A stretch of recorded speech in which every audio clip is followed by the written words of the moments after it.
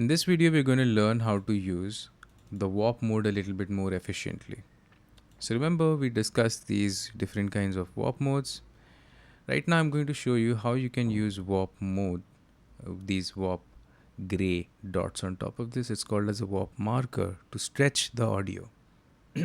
If you feel like there is a certain element that's sticking out way too much, for example, let's say this, or maybe let's say this kick right here is not working. I'm simply double clicking to make sure that I'm locking this transient to this grid.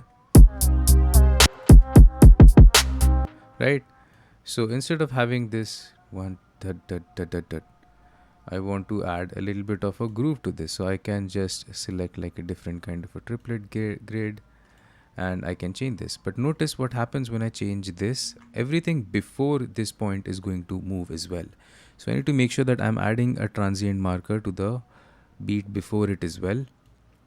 And I can now change this.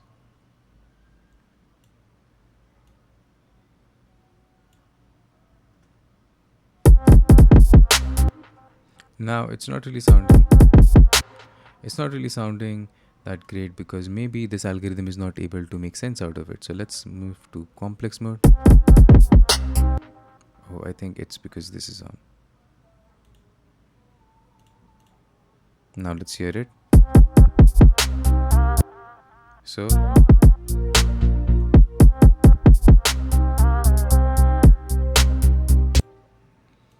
right, this is something just to have fun with it, or sometimes you may have recorded something wrong, so you want to add corrections. It's for that.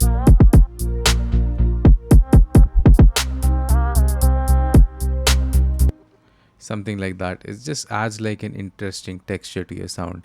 Simply misaligning a little bit of this hi-hat is going to add like a really smart kind of a groove to this.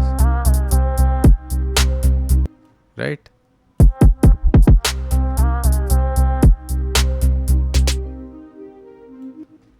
Now, another way of using these markers is if you have programmed everything to the grid and that grid doesn't really sound that great anymore, right? So what I could do is I could load a groove from a different sample and use it with this sample. I'll show you how to do that in a bit.